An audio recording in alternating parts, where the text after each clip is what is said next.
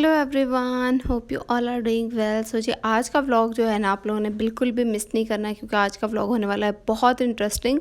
मैं आप लोगों के साथ शेयर करूँगी एक बहुत सी ज़बरदस्त सी रेसिपी। तो चलें व्लॉग को शुरू करते हैं। और आज का व्लॉग जो है ना ये शुरू हो रहा है सुबह मीठी रोटी से। मीठी रोटी नज़ले ज़ुकाम इन चीज़ों के लिए बहुत अच्छी होती है। तो यहाँ पर अजान के लिए बनाई थी मीठी रोटी, क्योंकि उसे बहुत ज़्यादा फ्लू हुआ है। उसके बाद आज मैंने खुद अपने नाश्ते के लिए बनाया था पराठा यूजली मैं बहुत कम खाती हूँ, तक मुझे बहुत पसंद है, लेकिन मैं साल में कोई एक दो दफ़ा ही खाती हूँ, क्योंकि पता नहीं क्यों बस मुझे खा के ना बाद में अजीब सी आवाज़ारी सी होती रहती है। तो यहाँ पे देखिए कितना परफेक्ट पराठा बना था, क्रिस्पी, बाहर से क्रिस्पी अंदर से सॉफ्ट, उसके सारे जो लेयर्स हैं वो अलग हो रही हैं। और पराठा जो होता है ना रियल पराठा, वो रूखा भी खाया जाए ना तो उसमें उतना ही मज़ा होता है। उसके बाद ना मैं अजान को लेकर गई थी डॉक्टर के पास उसके मामू के साथ, तो क्योंकि उसकी मदर की तबीयत ठीक नहीं थी, तो बस मैं अजान को डॉक्टर के पास लेके गई। शाम तक आते जब तक मैं आई हूँ आके जी पता चला कि मीरब को भी बुखार हो गया है। उल्टियाँ शुल्टियाँ करके मीरब को बुखार लेके लेटी हुई थी। हालांकि इतना मौसम नहीं ठंडा, लेकिन फिर भी ये देखिए फ़ैन भी 2 पे चल रहा था ताकि बच्चों को ठंड ना लगे, क्योंकि दोनों बच्चे बीमार हुए हैं। हालांकि हमें तो गर्मी लग रही थी, लेकिन बच्चों की वजह से इतना स्लो फ़ैन चला के बैठना पड़ रहा था। तो बस यहाँ पे जहाँ पे मीरब को मैंने सुलाया था, साथ में दूसरी तरफ अजान की मिन्नतें हो रही थी कि बेटा कुछ तो खा लो, कुछ तो खा लो। लेकिन जब ज़ाहिर है बच्चे बीमार होते हैं तो बच्चे इन चीज़ों में बहुत तंग करते हैं। तो चलें जी चलते हैं अपनी मज़ेदार सी रेसिपी की तरफ। मैं आप लोगों के साथ शेयर करूंगी एक कढ़ाई की बहुत ही ज़बरदस्त रेसिपी और साथ में गार्लिक रोटियां। गार्लिक रोटियों की रेसिपी है मेरी सिस्टर की और कढ़ाई की रेसिपी है मेरी, लेकिन दोनों चीज़ों को आज बना मेरी सिस्टर रही थी, तो मैंने सोचा आप लोगों के साथ शेयर करते हैं। 1 कप आप लोगों ने ले लेना है दही। उसके अंदर आप लोगों ने डाल लेना है 1 टीस्पून लाल मिर्च का powder, 1 teaspoon salt, half tea spoon जो है हल्दी का पाउडर, हाफ टी स्पून धनिया जीरा पाउडर, हाफ टी स्पून गर्म मसाला। ठीक है जी, ये चीज़ें ऐड कर लेनी है। उसके बाद 4 से 5 लींबू का रस ऐड कर लेना है। 1 चम्मच भर के लहसुन अदरक का पेस्ट ऐड कर देना है। ये चीज़ें ऐड हो गई। उसके बाद आप लोगों ने अपना चिकन ऐड कर लेना है। ये जो इंग्रेडिएंट्स मैंने आपको बताया ना, ये तकरीबन 1 किलो चिकन के हैं। उसके बाद आपकी मर्ज़ी, आप चाहें तो चिली फ्लेक्स ऐड कर दें या फिर आप लोग कढ़ाई मसाला ऐड कर दें। उसके बाद थोड़ा सा जो है वो आप लोगों ने ऐड कर देना है चिली सॉस, सोया सॉस और सिरका, तकरीबन 1-1 चम्मच के बराबर। ये सारी चीज़ें डाल के चिकन को मैरिनेट करके रख दें। आप लोग जितनी देर में चिकन मैरिनेट हो रहा है, हम लोग आटा गूंद लेते हैं गार्लिक रोटियों का। अच्छा, गार्लिक रोटियों का आटा गूंदते हुए ना आप लोगों ने ध्यान रखना है कि जो पानी है ना जिससे आटा गूंदना है वो गर्म होना चाहिए। ठीक है जी, तो यहाँ पे हमने ले लिया है 1 कप आटा, 1 कप मैदा। ठीक है, उसके बाद 1 चम्मच हम लोगों ने ले लिया है यीस्ट। उसके बाद 2 चम्मच हम लोगों ने ले ली है पिसी हुई चीनी, और साथ में हम लोगों ने डाल देना है हाफ टी स्पून या 1 टीस्पून के बराबर सॉल्ट। ठीक है जी, ये आप लोगों की अपनी मर्ज़ी है, सॉल्ट आप लोग कितना पसंद करते हैं। 1 चम्मच हम लोगों ने लहसुन का पेस्ट ऐड कर दिया। ये बहुत फाइनली कुटा हुआ नहीं होना चाहिए। ठीक है, उसके बाद हाफ कप हम लोगों ने दही का ऐड कर दिया। ये चीज़ें ऐड करने के बाद ना हम लोगों ने अच्छी तरह से आटे को मसल लेना है हाथों के साथ। पानी ऐड नहीं करना, उससे पहले हम लोगों ने हाथों के साथ अच्छी तरह से सारा आटा मसल लेना है, जैसे मैं आप लोगों के साथ ये वीडियो में शेयर कर रही हूँ।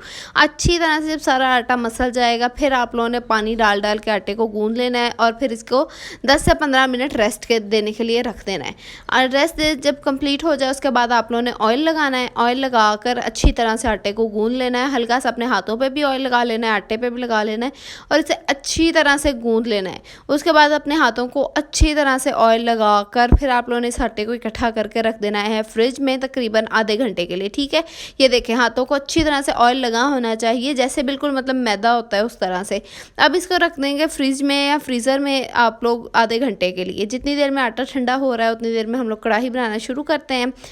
एक कढ़ाई ले लें, उसके अंदर 1 कप आप लोग डाल लें ऑयल का और 2 से 3 अदद डाल दें प्याज। ठीक है, इन प्याज़ों को कर लें अच्छी तरह से फ्राई इतने करने हैं कि जैसे ब्राउन प्याज हो जाते हैं ना, उस तरह से ब्राउन करके आप लोगों ने इस प्याज़ों को निकाल लेना है। जितनी देर में प्याज ब्राउन होते हैं हम लोग रोटियों का मिक्सचर बना लेते हैं जो उसको ऊपर लगना है।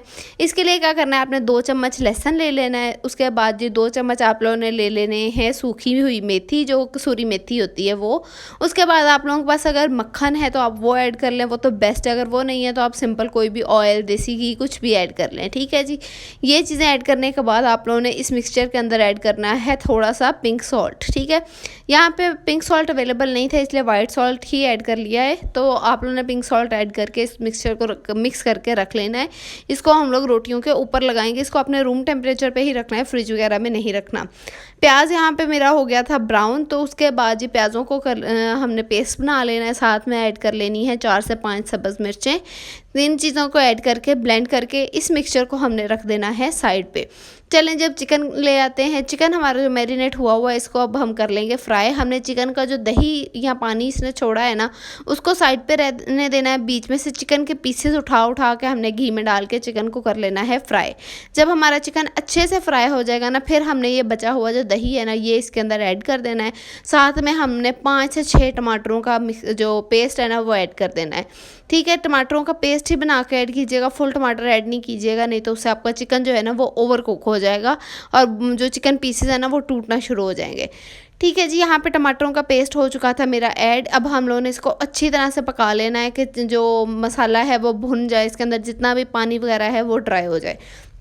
जितनी देर में हमारा ये सारा काम हो रहा है, हम लोग रोटियों के पेड़े करके रख लेते हैं। पेड़े करने के बाद ना पेड़ों को हमने 10 से 15 मिनट का रेस्ट देना है, फिर रोटियां बनानी है। तो यहाँ पे देखें जी, जो हमारी कढ़ाई थी ना, इसका पानी वगैरह ड्राई हो गया था। अब ये भून भी चुकी थी अच्छी तरह से। अब हमने इसके अंदर जो स्टार्टिंग पे प्याज ब्लेंड किए थे ना, वो प्याज डाल देने हैं और प्याज डाल के इसको अच्छी तरह से भून लेना है। फिर इसके अंदर साबुत सब्ज़ मिर्चें और लीमू डाल देने हैं और उसके बाद हमने, आप अपनी मर्ज़ी से गार्निश कर लें। अगर आप चाहते हैं तो अदरक वगैरह ऊपर ऐड करके गार्निशिंग कर लें और आपकी मज़ेदार सी कढ़ाई हो जाएगी रेडी।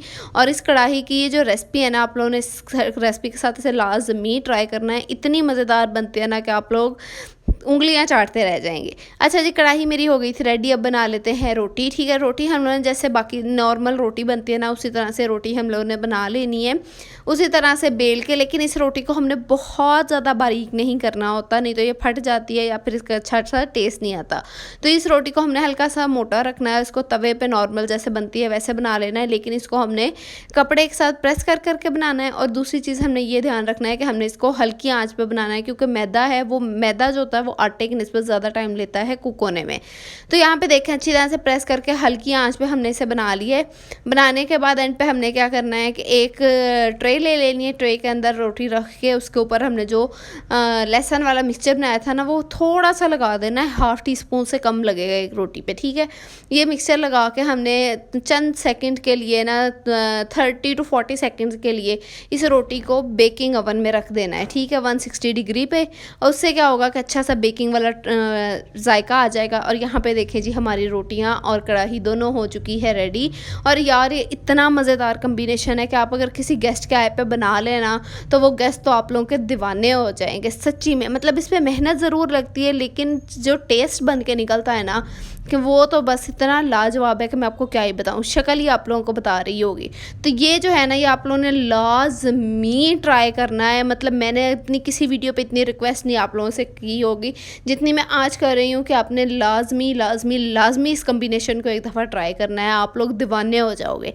तो चलें जी, ये देखें मैं आप लोगों के सामने तोड़ के दिखाती हूँ। रोटियाँ भी बहुत सॉफ्ट बनी है और कढ़ाई भी बहुत मज़ेदार बनी है। तो आप लोग इसकी फ़ाइनल लुक तो देख ही चुके हैं और इसकी फ़ाइनल बाइट भी देखेंगे किस तरह की बनी है। बाइट देख के आपका दिल करेगा कि बाइट मैं आप लोगों के मुँह में डाल दूँ। तो अच्छा जी, तो यहाँ पे फ्री हो चुकी थी इस कढ़ाई और रोटियों से, तो मैं आ गई थी वापस अपने किचन में। यहाँ पे मैं बना रही थी रोटियाँ और हमारे घर आज जो है ना वो बनी थी मूंग और मसूर की दाल। और क्योंकि हमारे कल वाला कौरमे वाला सालन भी कुछ पड़ा था और यहाँ पे दाल बनी थी। दाल इसलिए बनी थी क्योंकि क्विक क्विक होती है और बच्चे दोनों बीमार थे, बहुत तंग कर रहे थे। और इस टाइम पर ना फ्लू की वजह से अजान के कानों में होने लग गई थी शदीद किस्म की दर्द और वो बहुत रो रहा था बेचारा। साथ में मीरब को इतना शदीद बुखार हुआ था। तो दोनों बच्चे घर में बीमार थे। और यार ये देखिए मेरा हाथ होने लग गया है स्वेल। मैंने आप लोगों को बताया था ना कि मेरे एक बाजू में दर्द थी, उसकी वजह से वो दूसरी बाजू में भी स्टार्ट हो गई पेन। और पता नहीं आज सुबह बैठे बैठे क्या हुआ, मेरा हाथ इतना बुरा दुखा, उसके बाद मूव ही नहीं हो रहा था। और फिर यहाँ पे देखें स्वेल होना शुरू हो गया, पता नहीं से क्या हुआ है। तो चले इस हाथ को करते हैं एक दफ़ा से साइड पे। तो अगर आप लोगों के पास वैसे इसका कुछ सोल्यूशन होना तो आप लोग मुझे लाजमी बताइएगा कि मैं इसके लिए क्या करूँ। मेरी समझ से बाहर है, बहुत तकलीफ़ में हूँ इस टाइम में।